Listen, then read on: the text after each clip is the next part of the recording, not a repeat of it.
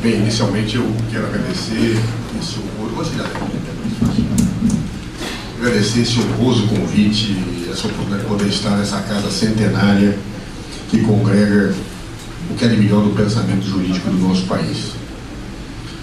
E dizer que é muito importante, no momento que o Brasil hoje vive, que nós, advogados, possamos discutir o tema que me foi sugerido pelos organizadores. Por uma razão muito simples. Já se disse e se repisou muitas vezes que não existe liberdade sem advogados. E não há advogados sem liberdade. Advogado e liberdade são realidades indissociáveis. São realidades que não se separam. E muitas vezes, nos dias atuais, existe um tal nível de intolerância, um tal nível de imposição de ideias hegemônicas, que ser advogado muitas vezes se identifica como um ato criminoso. O simples fato de ser advogado parece que traz a dimensão valorativa do delito. Isso não vem só nesse processo, isso vem de algum tempo, o que mostra a marcha de um pensamento autoritário, a marcha de um pensamento ideologicamente enraizado, talvez, na nossa cultura, que faz com que quem não pensa como eu quero que se pense seja pura e simplesmente execrado. Essa dimensão, ela é perversa demais para quem conquistou a democracia nesse país com tanto suor, com tanto esforço e com tantas lágrimas. Eu mesmo, digo a vocês, socializando um pouco a angústia de um processo como esse que nós vivemos, eu não esperava na minha vida viver um momento como nós vivemos hoje. É óbvio que eu não esperava ser advogado de uma presidente da República num processo de impeachment. Mas eu não esperava ver o que acontece no dia de hoje. Quando, por exemplo, cito o meu caso, mas há muitos outros, quando você defende uma tese que acredita, e apesar da Constituição nos garantir a inviolabilidade no exercício da democracia, se abriu uma sindicância para verificar se o advogado da senhora presidente da República agiu com improbidade por defender uma tese. Situações desta natureza, que se repetem, que se colocam, que se afirmam, exigem de nós advogados, independentemente do alinhamento político, partidário, ideológico que tenhamos, que nos posicionamos na defesa da democracia, na defesa do advogado. Pouco importa se eu concordo ou não com a tese que um colega professa. Pouco importa se eu concordo ou não com aquilo que o advogado representa em juízo, mas ele é indispensável para a democracia. E é o primeiro a sofrer em períodos de intolerância. Então, portanto, eu agradeço imensamente a oportunidade de poder estar aqui entre colegas, refletindo questões importantes para o país e que sirvam, independentemente da concordância ou da discordância com aquilo que aqui for dito, para que nós percebamos a dimensão que a democracia do Brasil tem que ter e do papel que o advogado tem que ter nessa democracia. Então, portanto, eu agradeço muito.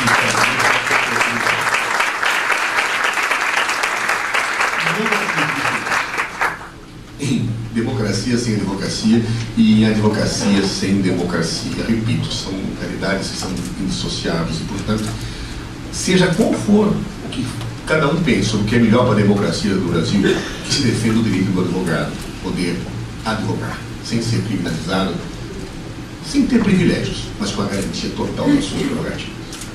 E é nessa dimensão que eu gostaria de agradecer a vocês e dizer que a breve reflexão que eu quero fazer com vocês nesta tarde e noite, ela parte de 4 segmentos que eu quero explorar brevemente. O primeiro é uma rápida referência sobre o que é o desvio de poder. A segunda é uma rápida discussão também sobre a natureza jurídica do processo de impeachment e o controle judicial que pode existir deste processo. O terceiro segmento é também uma rápida exposição sobre o cabimento do vício desvio de poder num processo de impeachment. E o quarto segmento, talvez não tão rápido assim, mas não tão longo que vocês queiram me expulsar da sala, é uma análise desta questão, o atual processo de impeachment que é promovido contra a presidenta Dilma Rousseff. E eu começaria então pelo primeiro aspecto que gostaria de enfrentar com os senhores, que é o desvio de poder. O desvio de poder é uma figura, um vício, que nasceu no direito francês, no direito administrativo francês, que de certa forma é o direito de maior referência no campo do nosso direito administrativo, uma vez que nós incorporamos muitos conceitos e muitas realidades, muitas teorias do direito francês. E o desvio de poder nasce, a meu ver, por uma aplicação óbvia, que é uma decorrência do princípio da legalidade. O princípio da legalidade diz que ninguém pode fazer ou deixar de fazer alguma coisa a não ser em virtude de lei. A sua aplicação no âmbito do direito privado e no âmbito do direito público é diferenciada. Dizer que ninguém pode fazer ou deixar de fazer alguma coisa a não ser em virtude de lei, no direito privado, significa que as pessoas podem fazer tudo o que desejam, menos o que é proibido. O que não é proibido é permitido. Isso é característico do direito privado. No direito público ou no direito administrativo, se me permitem, é o inverso. O administrador é um executor de leis. Como dizia um ilustre administrativista brasileiro, administrar é aplicar a lei de ofício. Por esta razão, o princípio da legalidade no âmbito do direito administrativo ou do direito público significa que as pessoas, ou o administrador, só pode fazer aquilo que a lei lhe autoriza. Ou seja, no silêncio da lei, o seu comportamento é vedado, enquanto que no silêncio da lei, no direito privado, o comportamento é facultado. Ora, o administrador só pode fazer aquilo que a lei lhe autoriza. Ele é um escravo desta lei. Inclusive quando ele recebe as competências legais. A competência legal que o administrador tem é, antes de tudo, um dever. É por isso que o ilustre professor Celso Antônio Bandeira de Mello, invertendo uma clássica lição de Santi Romano, ele não usa a expressão poder-dever para rotular a competência. Ele usa a expressão dever-poder. Ou seja, quando a lei outorga a um agente público uma competência para agir, para executar a própria lei, ela atribui primeiro um dever. E é por ter o dever que a lei lhe dá o poder. Ou seja, a competência é um dever-poder. Um dever de executar a lei, ao qual se deferem poderes. Portanto, quando a lei defere ao administrador a competência para agir, e lhe impõe, portanto, os deveres e poderes, o faz na perspectiva da fiel obediência àquilo que o ato legislativo determina. Quem recebe uma competência está autorizado a exercer o seu poder, a cumprir o seu dever, para executar aquilo pela razão que a lei determinou. Não pode sair fora disso. Ele não tem liberdade para agir, ele é um escravo da lei. O que lhe é permitido é o que a lei lhe diz. Você tem competência para fazer isso? Não se desgarre. Esta é a razão de ser do poder que você recebe. Ora, se assim é, toda autoridade que recebe um dever-poder, ou seja, uma competência de cumprir algo que a lei determina, seja algo vinculado, algo discricionário, seja algo obrigatório, não obrigatório, ele tem que agir dentro dos fins que a própria lei determina. Ou seja, para cumprir a lei, eu tenho que exercer a lei dentro das finalidades que a própria lei dá ao agente a competência. Por que digo isso? Porque pode acontecer que uma autoridade receba uma competência, receba um dever-poder e não siga a finalidade pela qual a lei lhe deu esta atribuição. Deseje, por exemplo, atingir uma finalidade dele, uma atividade, um interesse próprio, atender um interesse de terceiro, seja para prejudicar alguém ou para beneficiar alguém, que não era o que a lei queria. A lei queria que ele usasse aquela competência com certa finalidade voltada ao interesse público. Mas ele não faz assim. Ele busca algo que não é a razão de ser daquela outorga daquela competência. Quando ele faz isso, ele se desvia da sua competência. Ele se desgarra da lei. E ao se desgarrar da lei, ele comete uma ilegalidade. Quem não cumpre com aquilo que a lei determina, descumpre a lei. Se a lei deu ao agente uma competência para alcançar uma certa finalidade e a pessoa não faz isso, o que acontece? Descumpre a lei. Essa situação de descumprimento legal por um agente público que recebe uma competência e não a exerce dentro da finalidade que a lei lhe assinala, recebe um nome que vem, como diz o direito francês, desvio de poder ou desvio de finalidade. Ou seja, é o vício que caracteriza o exercício da competência fora da finalidade para a qual a competência foi outorgada. Ou seja, é uma forma de análise de um descumprimento legal, de um agir ilegal, por um mau uso da competência de que foi investido um agente. É muito comum na moderna doutrina se fazer uma diferença, que às vezes é um pouco sutil, mas ela é importante, que é a distinção entre a finalidade do ato que se pratica e a intenção com que um agente pratica o ato. Essa intenção com que o agente pratica o ato, os autores costumam chamar de móvel. Móvel é a intenção subjetiva, psicológica, com que um agente pratica o ato. O ato em si, na sua objetividade, tem uma finalidade. Normalmente, no desvio de poder, existe um móvel imoral ou ilícito. O agente quer algo imoral, algo ilícito, e pratica o ato fora da finalidade legal. É quase sempre uma correspondência automática, embora nem sempre exista isso. Mas normalmente é a intenção ilícita e moral do agente que faz com que ele utilize a competência desviada objetivamente daquilo que a lei determina. Por que eu digo quase sempre? Porque pode acontecer de algum agente ter um móvel ilícito e praticar o ato dentro da finalidade objetiva. É raro, mas acontece. Exemplo, um guarda de trânsito, por exemplo, está lá na rua, apreciando o trânsito lá para multar, e de repente passa um indivíduo com um carro em altíssima velocidade. E ele fala: peraí, este é o meu vizinho.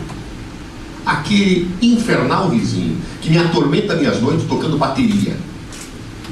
Aquele que não me deixa dormir, que começa a estudar bateria às 2 da manhã e termina às 9 quando eu tenho que trabalhar. Pois agora eu vou me vingar. Eu vou multá-lo. E o multa. Qual é o seu móvel? O seu móvel é a vingança. Mas, objetivamente, o que ele fez? O indivíduo estava passando com um carro com excesso de velocidade, a lei mandava que ele fizesse isso, ele praticou o ato dentro da finalidade legal e o multou. A desvio de poder? Não. Mas o móvel dele diz isso. Você dirá: bom, mas ele agiu com um móvel ilícito? Não. Objetivamente, ele cumpriu a lei. Se ele acha que aquilo foi uma vingança, sinceramente, é caso dele debater com o analista dele. Ele cumpriu a lei. Isso é um outro problema.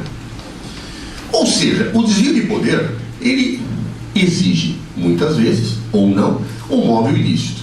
Mas o que ele exige sempre é esse descompasso objetivo entre o que a realidade quer e aquilo que efetivamente ocorre. Exemplos clássicos de desvio de poder: a vingança, o beneficiamento de um terceiro, o prejuízo de um terceiro, fora daquilo que a lei determinava.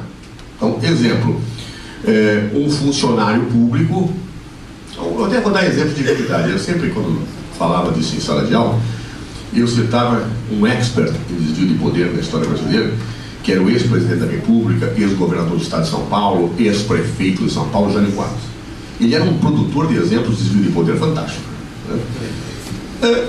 Exemplo, certa feita em São Paulo, o Jânio Quadros era prefeito, encaminhou para a Câmara Municipal um projeto de elevação tributária. Ninguém gosta, normalmente, de elevações tributárias. E então o presidente da Associação Comercial de São Paulo criticou duramente o prefeito. Um tom duro. A imprensa foi arguí-lo: prefeito, o presidente da Associação Comercial disse isso, o que você vai fazer? Disse ele: amanhã a resposta estará no Diário Oficial do município. E no dia seguinte, no Diário Oficial do município, havia um decreto desapropriando a mansão em que a pessoa, o presidente da Associação Comercial, morava, para fazer uma creche da prefeitura. Vamos e venhamos. Efetivamente, Para que foi dada para o prefeito a competência para desapropriar? Para adquirir compulsoriamente um bem para destiná-lo ao interesse público. Como é que ele usou aquilo? Usou para se vingar do indivíduo que tinha criticado. Ou seja, é óbvio que a competência foi desviada, é óbvio que a lei foi desrespeitada, ou houve um desvio de poder, ou um desvio de finalidade. E é óbvio que isso é um vício, este ato é nulo. A doutrina costuma dizer que um dos mais graves problemas que se tem no desvio de poder é justamente a prova, a demonstração do desvio de poder. Em geral, quem pratica desvio de poder não confessa. O Jânio Quadros era um caso de transparência absoluta do desvio de poder. Ele anunciava, dizia, fazia e falava, fiz mesmo. Mas, em geral, o administrador, ele não confessa o desvio de poder. Ele é ardiloso. Imagine se, por exemplo, que eu fosse o prefeito de São Paulo. O presidente da Associação Comercial me faz uma crítica e eu falo, vou me vingar desse sujeito. Chego um maquino, penso, a imprensa me ouve e eu falo, imagine, eu sou um democrata, eu vou ouvi-lo sempre, discordo, mas garanto até a morte o direito que ele tem de falar mal de mim. Chego e ligo para o meu diretor e falo, onde mora fulano? Tal lugar. Localiza esta casa, avalia esta casa. Me passam. Eu ligo para outra unidade e falo, naquele setor da cidade tem falta de creche? Meu diretor diz, não. Eu digo, pois acabou de ter a necessidade de creche, agora que eu estou dizendo que tem. Levante todos os imóveis que podem servir para uma creche da prefeitura e entre os quais coloque este. Levantam 100 imóveis. Eu mando para outra unidade fazer o estudo do valor, do custo-benefício. E digo, faço estudo com absoluta isenção, só que eu quero que o resultado seja deste imóvel, que dá mais custo-benefício para o resultado. Aquilo vem. Eu falo, me dê um parecer jurídico, então, para finalizar isso. O chefe da minha assessoria jurídica diz, eu não posso dizer isso, não precisa de creche no local, o custo está elevado. Eu digo, não há problema nenhum, respeito a sua integridade. Agora, amanhã, se o senhor não fizer, o novo consultor fará. O consultor vai e bota o parecer. Eu chego, baixo o decreto desapropriando a casa do cidadão. A imprensa dirá, mas o senhor está desapropriando a casa dele? E eu direi, é a casa dele? Que coincidência, meu Deus, olha aqui, tem todo um estudo técnico que mostrou que não é nada disso. Puxa, olha aí, vocês vão achar que é desvio de poder, mas não é. Como é que eu provo? É difícil. A prova do desvio de poder é difícil. Alguns autores chegam a dizer, lembro de Cretela Júnior, dizendo que efetivamente o desvio de poder dificilmente se prova por atestado, por recibo. O desvio de poder se prova por um conjunto de indícios que na soma revela que a competência foi mal desviada. Onde o móvel tem um elemento importante, porque como normalmente o móvel gera desvio de poder, demonstrar se o móvel ilícito na opção discricionária que se tinha é de grande importância. Por que ele escolheu aquele imóvel? A prova é difícil, mas pode ser feita e é por isso que essa figura juridicamente existe. Com o passar do tempo, essa figura que nasceu no direito administrativo foi levada para outros campos dos atos estatais. E modernamente hoje se entende que o ato legislativo e o ato judicial também podem estar submetidos ao desvio de poder. Há obras e monografias escritas sobre o desvio de poder no ato legislativo. Há hoje estudos sobre desvio de poder no ato judicial e não haveria por que não ser. Porque se alguém tem uma competência pública e se desgarra do cumprimento da razão de ser da sua competência, é evidente, eu tenho um vício. Pouco importa se o ato é administrativo, se o ato é judicial, se o ato é legislativo, é um ato estatal, é uma competência pública. Como tal, esse vício se afirma desta maneira. Bem, primeiro segmento encerrado daquilo que eu queria expor. Vamos ao segundo segmento. Processo de impeachment e o controle judicial do processo de impeachment. Qual é a natureza jurídica do processo de impeachment? Essa discussão é simplesmente infernal. Ela é infernal porque envolve dois aspectos diferentes na análise da natureza jurídica. O primeiro aspecto diz respeito à seguinte pergunta: no processo de impeachment, que tipo de função o Estado está exercendo? Explico o ponto de partida da reflexão.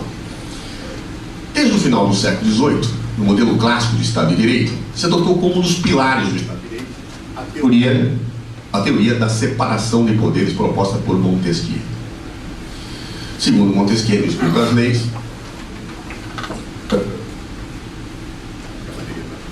segundo Montesquieu, no Espírito das Leis, ele diz o seguinte: todo homem que tem o poder tende a dele abusar. Então é necessário limitar o poder. Dizia ele, até a virtude precisa de limites. Qual a maneira de limitar o poder? Não dando poder apenas a uma única pessoa, a um único grupo de pessoas, segmentando o poder. Então ele propunha pretextando que analisava o sistema inglês, mas não estava utilizando o sistema inglês coisa nenhuma, estava pegando o sistema inglês como pretexto para fazer uma nova visão política. Ele dizia, olha, vamos pegar, o Estado tem 3 funções. A função de produzir leis, a função de julgar os transgressores da lei e a função de executar as leis. Eu não posso dar essas 3 funções para um órgão só, uma pessoa só, porque senão eu tenho arbítrio, eu não controlo o abuso de poder. Então vamos separar. Quem legisla não julga, quem julga não executa a lei, quem executa a lei não legisla. Vamos separar as 3 coisas. Nasce a teoria da tripartição dos poderes, em que eu tenho um poder executivo, um poder legislativo, um poder judiciário. Claro que esta visão parte do seguinte pressuposto: tem 3 funções do Estado. Então o Estado exerce sempre essas 3 funções, e os 3 poderes são criados, cada um para exercer essa função. Só que com o passar do tempo, e de certa forma o próprio Montesquieu já antevia isso, fica claro que os poderes, até para garantir da sua autonomia, da sua independência, ou até por razões ideológicas, nas constituições dos países que o adotam, não exercem só as funções para as quais foram criados. E é por isso que se diz que os poderes exercem as suas funções primárias ou típicas, que são as funções para as quais foram criados, mas, excepcionalmente, exercem outras funções que são secundárias ou atípicas. Por exemplo, o poder legislativo, qual é a sua função típica? Produzir leis.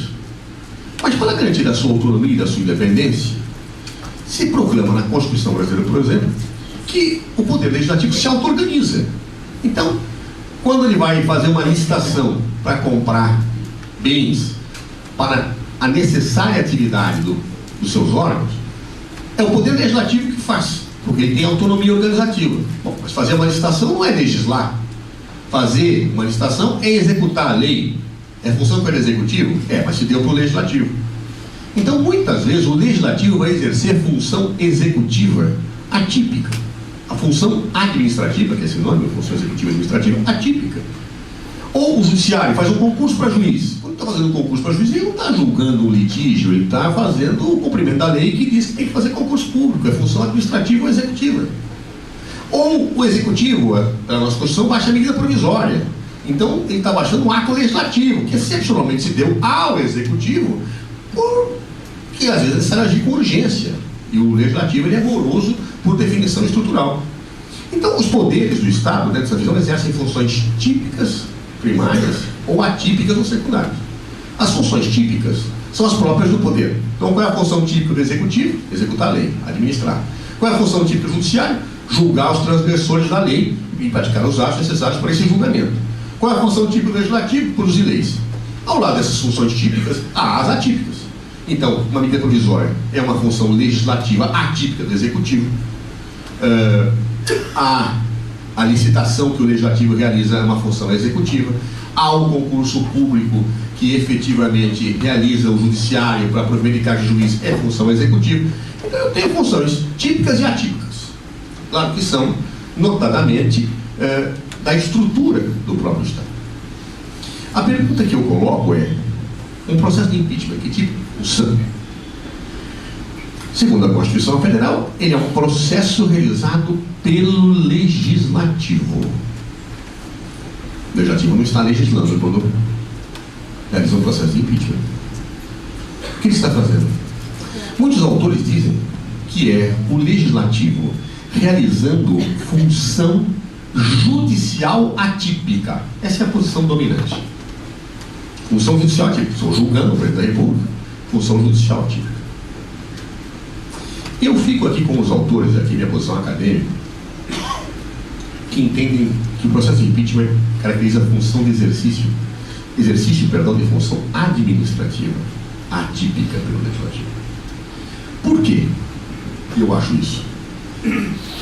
Até hoje os autores não chegaram a um acordo do que diferencia a função administrativa da judicial. Aliás, não chegaram a um acordo também do que diferencia a administrativa da legislativa, nem a legislativa da judicial. Não há acordo nenhum.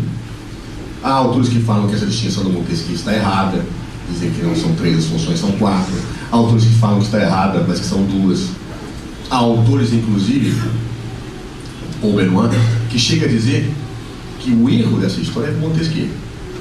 Ou seja, não chegamos a conclusão não, porque este maluco, ele vem, criou lá 3 funções sem um critério científico, e agora a gente tem que correr atrás de prejuízo para distinguir a ciência e aquilo que não tem distinção.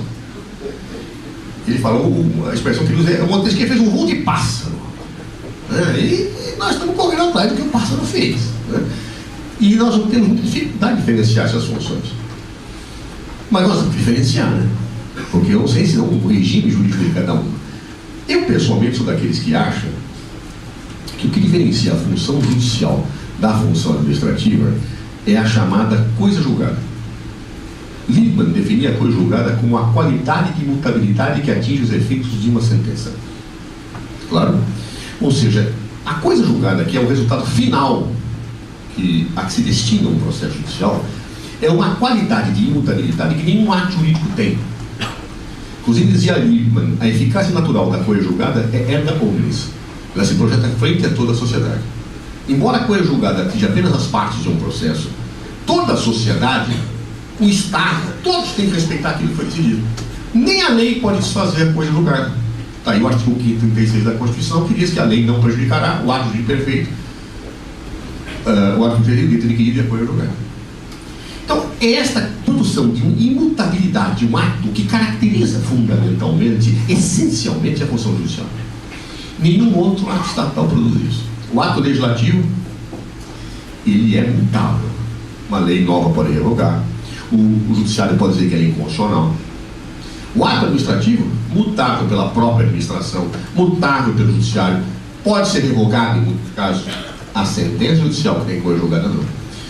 Então, se um conjunto de atos, um processo, ele se preordena a ter uma situação imodificável, erga omnes, eu tenho função jurisdicional, ou judicial qualquer. Se não, é administrativo. Por que não é função judicial um processo disciplinar que demite um funcionário público? Porque o judiciário pode rever. Questão: no Brasil, o judiciário pode rever um processo de impeachment? Pode. Por que pode? Porque no artigo 5º a Constituição diz que nenhuma lesão de direito individual ficará afastada da apreciação do Poder Judiciário. Ora, se num processo de impeachment eu tenho lesão a um direito, o Judiciário pode rever. Ele pode anular.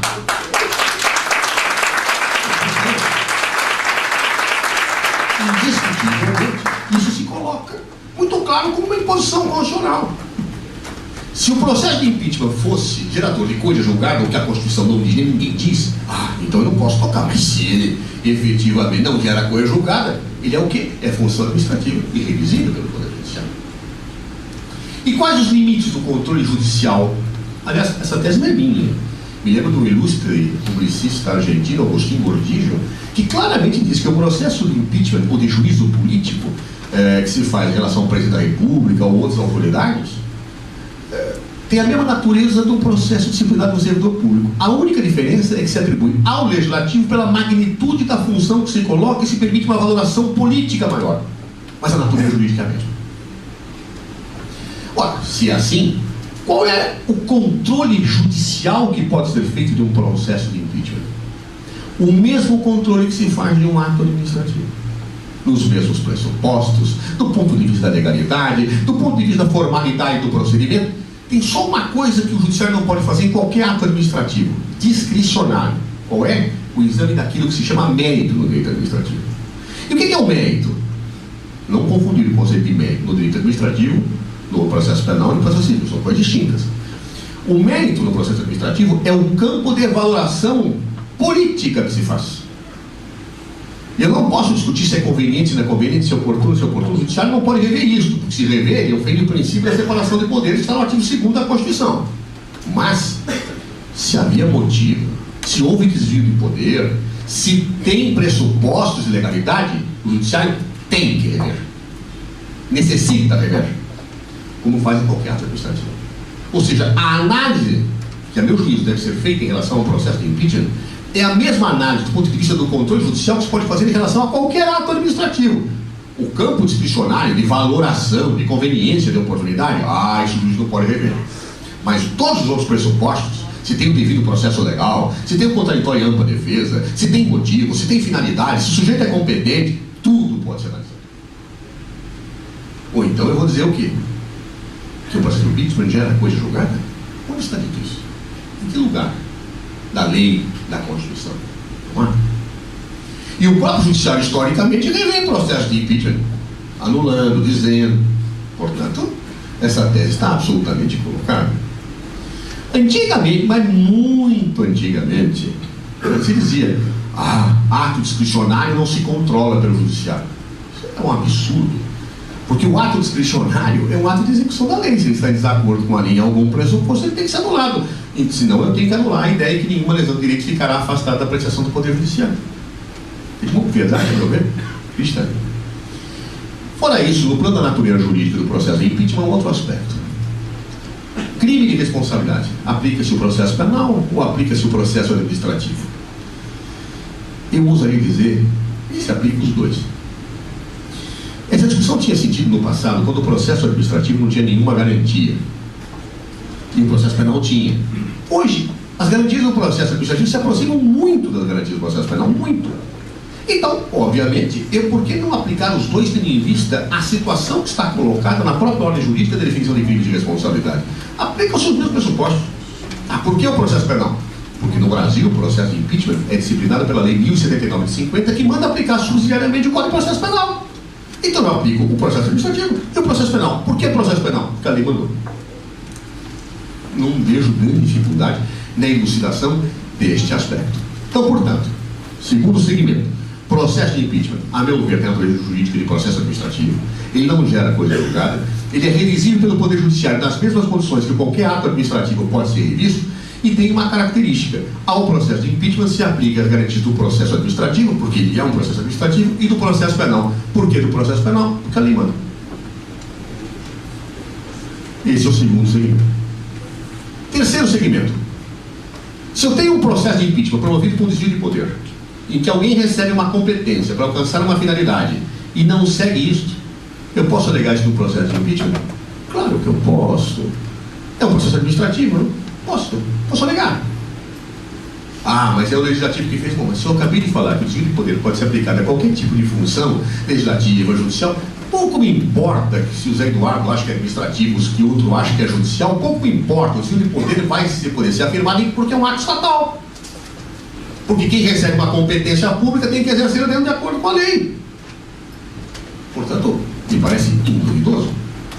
O desvio de poder coloca-se num processo de impeachment com uma alegação factível e possível. E o judiciário pode controlar? Claro que pode. Desvio de poder não é mérito valorativo político. Desvio de poder é vício do ato, é desrespeito à lei. O judiciário tem o dever de controlar isso, com todas as vezes e quem pensa o contrário. Então, portanto, se eu tenho um processo de impeachment que ocorre com desvio de poder, que ele é nulo, claramente nulo, e não se invoque o pretexto de que quem tem que apreciar aspectos políticos é o legislativo. Mas isso não é aspecto político, isso é pressuposto. O processo de impeachment ele é um processo jurídico-político. Por que ele é jurídico-político? Porque no sistema presidencialista, eu não afasto o presidente da República por razões de mera conveniência política ou porque perdeu a maioria parlamentar. No parlamentarismo é assim. Aprova-se lá a moção de censura, a moção de qualquer coisa, né? Caiu o governo. É da vida parlamentarista. Mas no presidencialismo, estruturado a partir da Constituição norte-americana no final do século XVIII, o chefe de governo é o chefe de Estado. Então se dá garantias ao chefe de Estado, ao chefe de governo. Garantias de que ele tem uma situação onde ele só pode sair se praticar um ato ilícito, nos termos daquilo que a legislação define.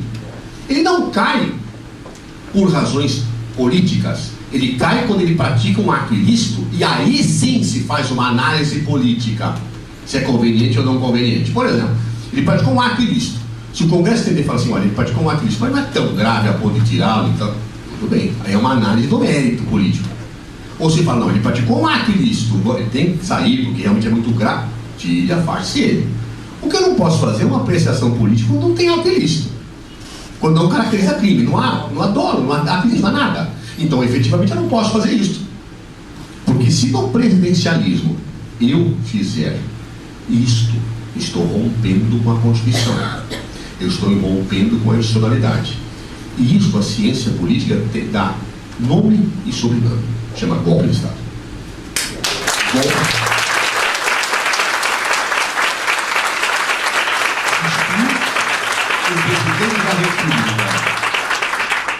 Instituir o presidente da República sem motivo constitucional, sem ato ilícito, é golpe de Estado. Golpe de Estado, diz os jornais políticos, é destituição ilegítima de governo. Pouco importa se usam armas ou se usa a retórica jurídica elegante. Não tem base? Golpe. Acho curioso como muitas vezes, quando se afirma isso, as pessoas ficam irritadas. Eu tenho, toda vez que eu falo isso, e já no quarto seguinte eu vou falar, há uma coisa epidérmica. Mas o rito não está sendo seguido, é a resposta que fala. Mas o impeachment está na Constituição? Ó Deus. A lei pode prever uma coisa, mas a realidade dizer outra. Ah, mas está na lei, mas está desacordo com a realidade. Quer dizer, o que está na Constituição, mas a Constituição está sendo descumprida. Então, veja, onde é que está o problema? Por isso que eu digo, quer dizer, quando eu falei isso, nossa, meu Deus do céu, é uma comoção, até o atual advogado de Aldonal é uma sindicância, eu delito de opinião. Eu falei, que é isso? Que é isso? Defender ideia jurídica e política num processo jurídico político é ato de improbidade. Eu nunca vi isso na minha vida, para ser sincero.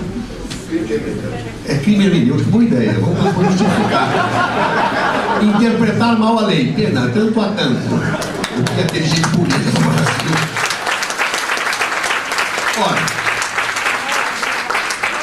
diante desse contexto, portanto, eu posso passar já para a última etapa, que é o atual processo de impeachment da senhora Presidente da República.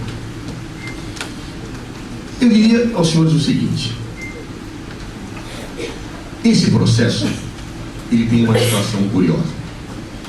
Ele foi assinado por cidadãos e o então presidente da Câmara, Eduardo Cunha, ainda presidente, só que afastado, acolheu parcialmente a denúncia. Ele entendeu, dentro da jurisprudência dominante, que por força da Constituição Federal, atos praticados antes do atual mandato não poderiam ser certificados. Isso realmente é a posição dominante em decorrência do artigo 86, parágrafo 4º da Constituição Federal. Recebeu, portanto, duas denúncias. Duas denúncias que é difícil as pessoas entenderem. Eu lhes digo francamente que quando eu assumi a Advocacia Geral da União, que eu fui elaborar a defesa, eu entrei em pânico, eu não estava entendendo nada da discussão. Eu demorei alguns dias para entender isso. Quais são as acusações? Primeira acusação: que a senhora Presidente da República baixou decretos e créditos suplementares que feriram a meta fiscal. Segundo, que a senhora Presidente da República atrasou o pagamento do Plano Safra, que é um plano em que o governo passa para o Banco do Brasil dinheiro para que o Banco do Brasil financie agricultores com subsídio mais baixo. Então, como ela atrasou, isso seria uma operação de crédito. O atraso de pagamento do governo para o Banco do Brasil seria algo equivalente a uma operação de crédito, que seria proibido pela Lei de Responsabilidade Fiscal. Essas são as duas denúncias. O que diz a nossa legislação? O artigo 85 da Constituição Federal diz que o crime de responsabilidade ele deve ser qualificado mediante um ato do Presidente da República que seja um atentado, um atentatório à Constituição. Em casos especialmente comuns, e aí se declina alguns. E que a lei complementar vai dizer quais são as especificações e qual é o procedimento. A lei complementar é antiga, ela consegue ser mais velha que eu, que é de 1950. A lei 1079 de 50. Muito bem, vamos ver o que a Constituição diz. Ato atentatório à Constituição. Note-se, a Constituição está dizendo qualquer descumprimento da Constituição, ofensa à Constituição. Ela fala em atentado à Constituição. Ou seja, o que o legislador está dizendo, o impeachment é excepcionalíssimo. No presidencialismo não é qualquer violação à Constituição, é um atentado, é um ato grave, a ponto que faça com que o chefe de Estado e o chefe de governo, que sequer pode ser processado dentro de situações de imunidade que a Constituição estabelece, tenha que ser afastado do cargo. Ou seja, tem que ser um ato gravíssimo e claramente doloso. Não existe atentado culposo.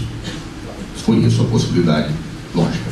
Então, a própria Constituição já define a ideia de ato grave e doloso. A lei de 79 de 50, quando tipifica os delitos, em nenhum momento fala em crime de responsabilidade culposo.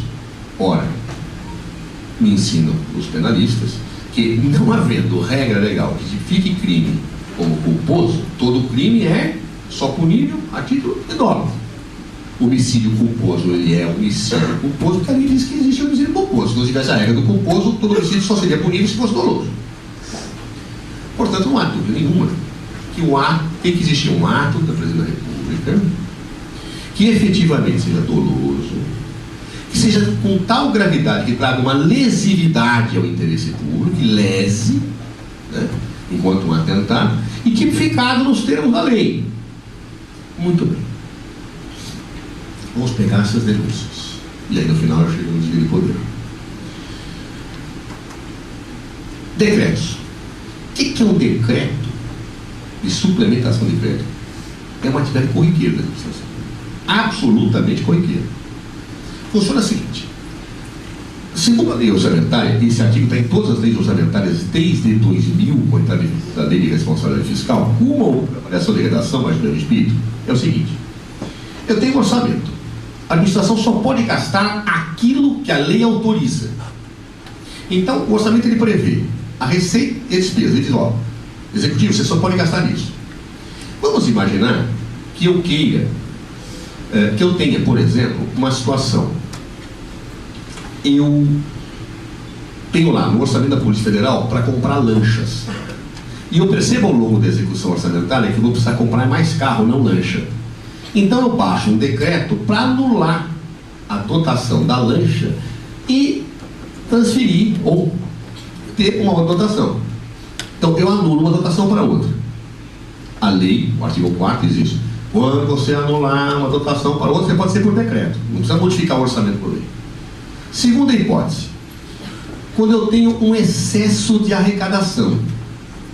O que é o excesso de arrecadação? Uma unidade ganha mais do que o previsto na rubrica. Exemplo, passaporte da Polícia Federal. As pessoas foram fazer mais passaporte, então mais dinheiro da taxa.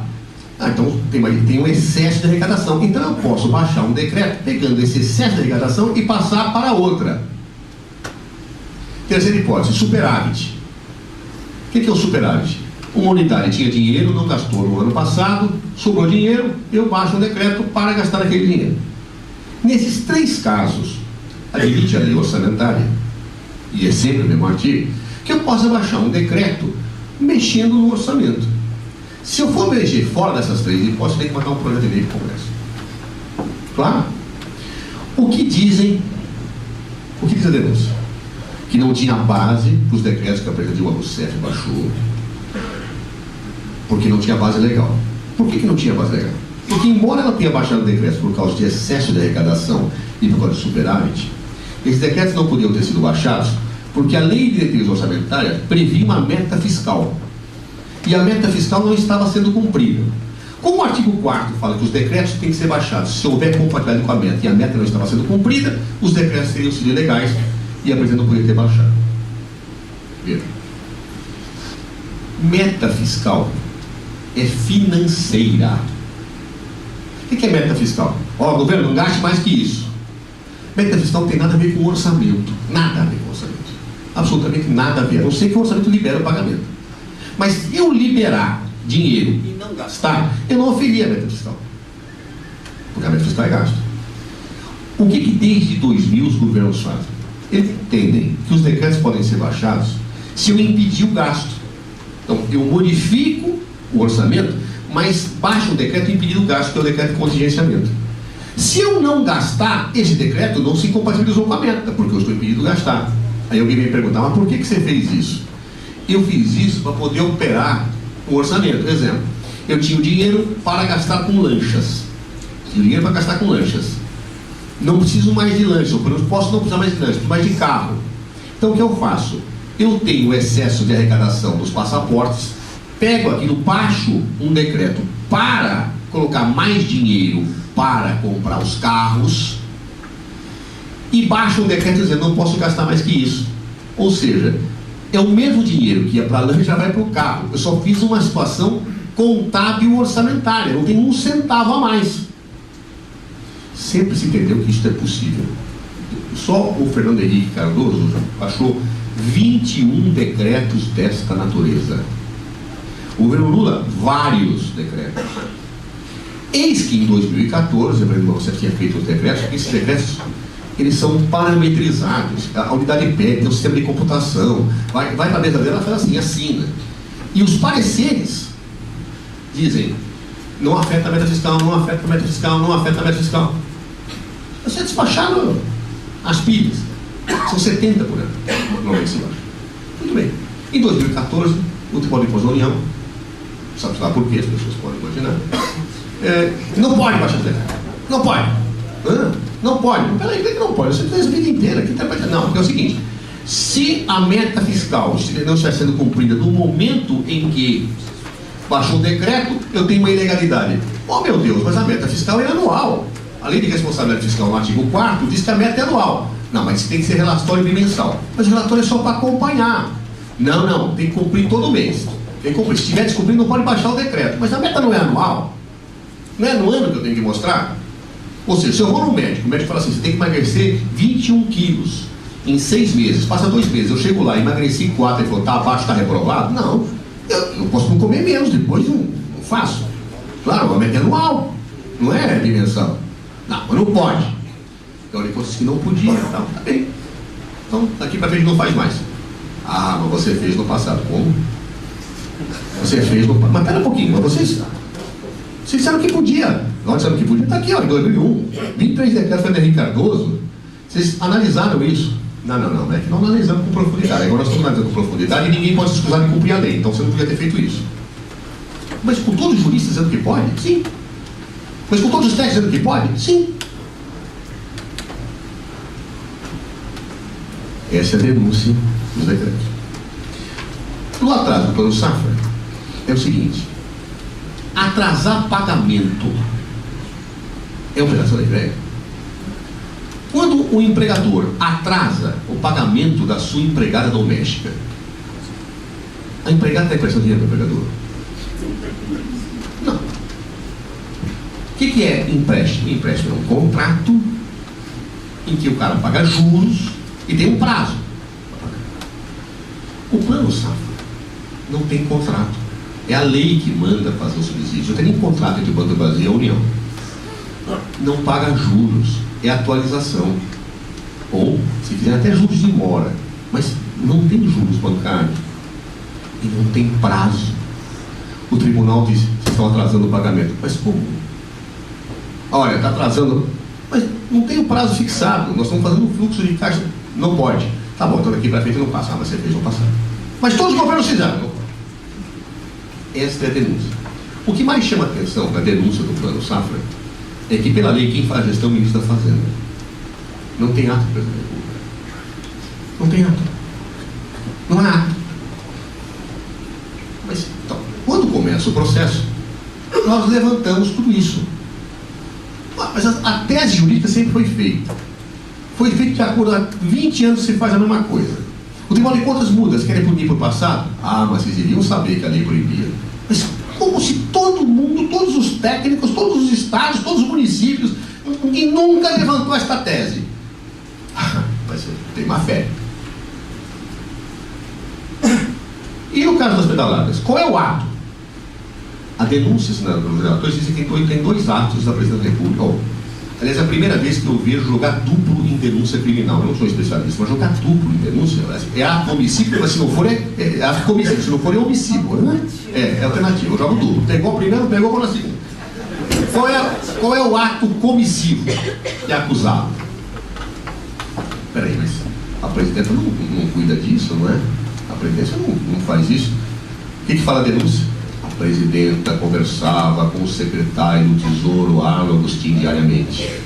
É dessas conversas que surgiu a decisão. E junto-se com prova matéria de jornal, tendo que ela conhece muito com o secretário do Tesouro. É interessante, quer dizer, das conversas é que saiu o ato jurídico, tá certo, só que tinha um dado. Em 2015, o Arno Agostinho não era mais secretário do Tesouro. Era outro. Estão falando que o ato comissivo era conversa da presidente com uma pessoa que não estava mais no cargo no momento em que a situação ocorreu. Bom, então é omissivo. Então não pegou a comissão, então é omissivo. Qual é a omissão se não era ela que deveria gerenciar? Não, é que a Constituição, artigo 84.2, diz que o presidente público tem que gerenciar toda, ele dirige a diretriz superior da administração. Mas, então, se roubarem um grampeador lá é impeachment. Se alguém esqueceu um sabonete, o contínuo pisou, quebrou a perna, é impeachment. Eu só tenho a missão quando eu tenho um dever de fazer alguma coisa e eu omito. Você não tem o dever porque o gerenciamento não é meu. Onde é que está a omissão, Jesus Cristo? Ah, porque você tem que cuidar da missão. Mas o que é isso? É essa denúncia. Vejam, a prova produzida ela é mortal em todos os aspectos. Primeiro, porque nós temos 40 testemunhas. Era até enfadonho aqui. Né? O rapaz estava com medo de dormir uma vez. É insuportável, mas todos falaram uma coisa. Não, nós vamos surpreender pelo Tribunal de Contas, nunca se fez assim, há 20 anos que não se faz. A presidente da República foi. Não, nunca lembro que essa testemunha não existia. Todos os testemunhos falaram a mesma coisa, nos dois casos. Qual é o ato da presidente? Não tem. A presidente decidiu, não decidiu. Não passava por ela. Muito bem. Aí vem a perícia. A perícia, que é feita por pessoas que não são juristas, nenhum problema, adota todos os conceitos de Tribunal de Contas da União. Mas duas perguntas são mortais. Se pergunta, qual é o ato da presidente da República das pedaladas? Eles respondem, não há ato comissivo da presidente da República. Eu falo, muito obrigado. Estou satisfeito, não discutir mais nada. Decretos. A presidenta foi avisada? Não. A presidenta não chegou a ser avisada que o decreto poderia ser ofensivo às metas fiscais. Ao contrário, se dizia nos pareceres que ela recebeu, que não feriria. Onde é que está o dono? Eu posso discutir qualquer coisa, mas essas duas respostas para as testemunhas acabou. Não há mais discussão. Mas por que se promover, então, um processo com tal fragilidade de denúncias? Uma denúncia que não tem ato, que não tem dolo, que todos os governos fizeram anteriormente, que o Tribunal de Contas admitia, e se quer aplicar uma sanção retroativa para o passado, como se mudasse uma placa de trânsito, né, de repente na rua, estava 80 km, você andava a 70, aí mudou para 60, sabe o ano passado que você andou a 70, você vai ser punido, mas espera aí, mas a placa era 80, mudou, você devia saber que a gente ia mudar. Né? Olha, situações desse tipo, né? Por que levaram esse processo assim? Quando nós começamos o processo da primeira defesa, nós alegamos ao desvio de poder. Mas localizamos o desvio de poder no presidente da Câmara, Eduardo Cunha. As provas eram torrenciais. E eu aprendi na Faculdade de Direito que fato notório não se discute. Eduardo Cunha, o tempo inteiro acusava o governo de que ele estava sendo investigado indevidamente. Que havia uma perseguição praticada pelo ministro da Justiça, eu, em conluio com o Procurador-Geral da República, que ele não tinha nada, não tinha conta no exterior, um homem honesto, probo, e que nós o perseguíamos. Eu comandando a Polícia Federal para que ele fosse investigado, e o Procurador-Geral da República, o Ministério Público, que ele fosse investigado. Ele exigia, inclusive, que eu fosse demitido do governo, porque senão ele ia retalhar. A ameaça foi pública várias vezes. Até que um certo dia, houve uma busca e apreensão na casa dele. Antes disso ele dizia, se acontecer alguma coisa, eu vou retalhar. Quando houve a busca e apreensão, ele declarou guerra ao governo, disse, eu não apoio mais o governo. E a partir daquele momento ele começou a pautar projetos que desestabilizavam a economia do país, chamada pauta-bomba. Projetos de aumentos, projetos não seguravam as aprovações para a estabilidade econômica. Isso foi criando uma crise política medonha, porque o governo já contava com uma dificuldade na sua base de apoio, e o presidente Eduardo Cunha tinha uma ascendência muito forte, pelo seu carisma, a muitos parlamentares. Ora, diante desta situação que estava colocada, obviamente, o governo começa a desestabilizar, a economia começa a piorar. E fica evidente que há uma tentativa de desestabilização do governo clara, óbvia, evidente, até o momento em que se descobre a conta no exterior de Eduardo Cunha, que diz que não é dele até hoje. Muito bem. Há uma representação no Conselho de Ética da Câmara. E a imprensa inteira noticiou, Eduardo Cunha diz o seguinte: se o partido da Presidente da República não votar na minha absolvição, se esse processo for iniciado, eu abro o processo de impeachment. Isso foi público. Público. No dia em que o PT soltou a nota, os seus deputados não votariam nele, horas depois ele disse: está aberto o processo de impeachment. Como é que chama isso? Desvio de poder. É óbvio. Qual a diferença do IPTU do Jânio Quadros com esse comportamento de Eduardo Cunha? Nenhum. Absolutamente nenhum. Aliás, embora a doutrina diga que o desvio de poder tem que ser provado por indício, isso não é indício, isso é recibo, declaração evidente. 2 horas depois ele abre o processo de impeachment, que estava meses na mesa dele. Meses. E quem lê o parecer chega até a ser engraçado, se alguém quiser perder tempo antes do parecer, porque ele vai numa linha e de repente parece que ele dá uma guinada. Por exemplo, na denúncia original tinha as pedaladas de 2014. Então ele diz o seguinte: 2014 não podemos abrir, primeiro porque não está no mandato da presidente, perfeito, mas também porque as contas não foram julgadas. E são as contas que devem ser julgadas primeiro para que isso possa ser apreciado. De fato, em 2014 as contas não tinham sido julgadas pelo Tribunal de Contas da União, mas não tinham sido pelo Congresso, que não foram até hoje. Perfeito. Mas abra-se 2015. Espera aí, 2015 nem pelo Tribunal de Contas da União tinha. Então dá a impressão que o parecer vinha numa linha, de repente deu-se uma virada de 180 graus, esqueceu-se que tinha seguido linhas anteriores e se colocou isso. É evidente. Muda o parecer aí. Mudaram naquela parte, esqueceram de mudar na anterior. E aí o que fatalmente aconteceu, abriu-se o processo. Alegamos desvio de poder, perdemos em todas as instâncias na Câmara, impetramos mandado de segurança no Supremo Tribunal Federal, que ainda não foi julgado, a liminar foi negada, dizendo-se que era mais as matérias de jornal não provavam efetivamente o desvio de poder, e que era uma questão que se relacionava-se com o mérito do processo de impeachment, que deveria ser apreciada pelo Congresso Nacional. Depois desse julgamento, vieram outras evidências a público. Áudios captados de alguns líderes políticos diziam claramente que era indispensável que a presidenta Dilma Rousseff saísse do governo para que a classe política brasileira parasse de sangrar na Operação Lava Jato. Essa é a expressão literal. Essa expressão foi utilizada pelo senador Jucá, ministro do Planejamento do governo Michel Temer, e um homem influentíssimo no Senado. E estes áudios revelam, portanto, que várias lideranças políticas foram consultadas, inclusive da oposição, para que se fizesse uma operação nacional para parar com a sangria da classe política brasileira. Uma operação que deveria envolver o legislativo, os partidos e até poupar as pessoas do partido da Presidente da República, mas também o judiciário.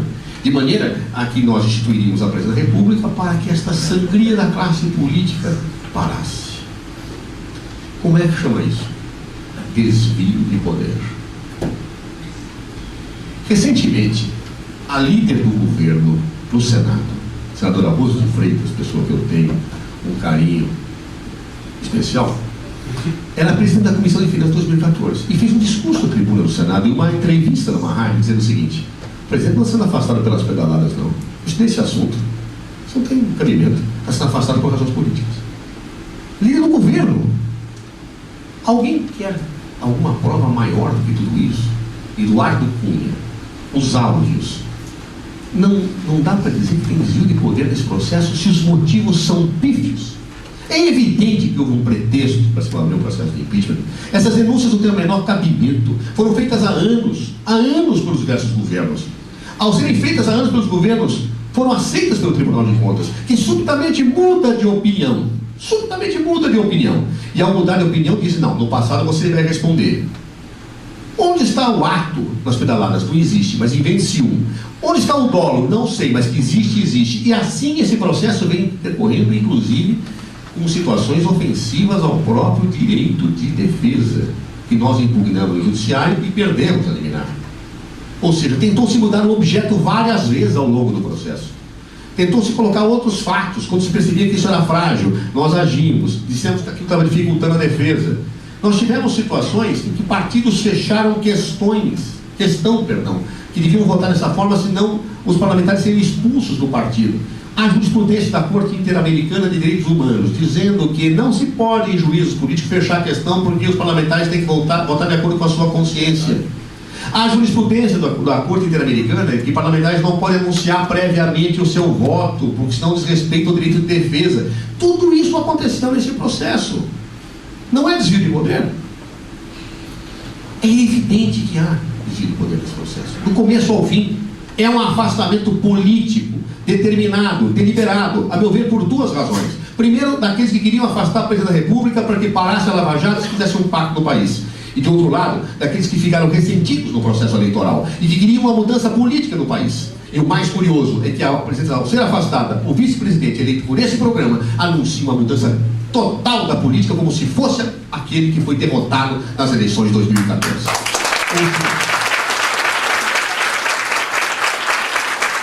Uma mudança política do programa eleito. A isto só tem um nome possível: é golpe. Não há outro nome para não há outro nome para quem promove um processo de impeachment sem base constitucional nenhuma, para quem move um processo de impeachment para afastar uma presidenta porque não parava investigações contra a corrupção, para quem promove uma destituição de uma presidenta da República para mudar um programa eleito e com absoluta desfaçatez anuncia o oposto daquilo que foi vitorioso nas eleições, como se fosse o programa do adversário derrotado nas urnas. Ora, é incrível que isso aconteça. Jornais do mundo inteiro têm falado isso. O mundo inteiro. The Guardian, Le Monde, Libération, New York Times. Eu presenciei uma cena que eu nunca vi na minha vida. Eu fui dar uma coletiva com a senhora presidente da República após o afastamento para jornalistas internacionais. Quando ela entrou na sala, ela foi aplaudida. Eu nunca vi isso. Há uma percepção mundial do que acontece no Brasil. É um golpe. Só que, infelizmente, nós vemos órgãos e setores da imprensa dizendo que é uma tese esdrúxula e vocês têm que parar com isso. E quando se fala de golpe, então as pessoas se arrepiam como se estivesse falando do pecado diante do Santo Ofício, e o Torquemada estivesse pronto para nos espetar diante de cada palavra que confessasse esse pecado. Então, senhores, eu concluo aqui dizendo, com muita sinceridade, que é óbvio que nesse caso eu atuo como advogado da senhora presidente da República e procuro fazer o melhor que está ao meu alcance.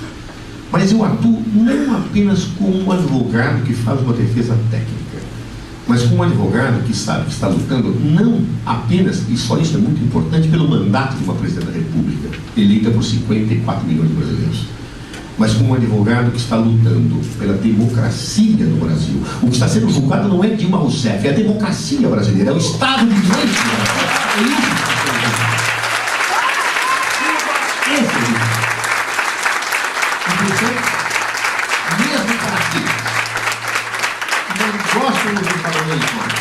Mesmo para aqueles que não gostam do governo da presidenta, mesmo para aqueles que não gostam dela ou do seu ministério, que tem críticas, há um valor mais importante que está em jogo: é a história do nosso país.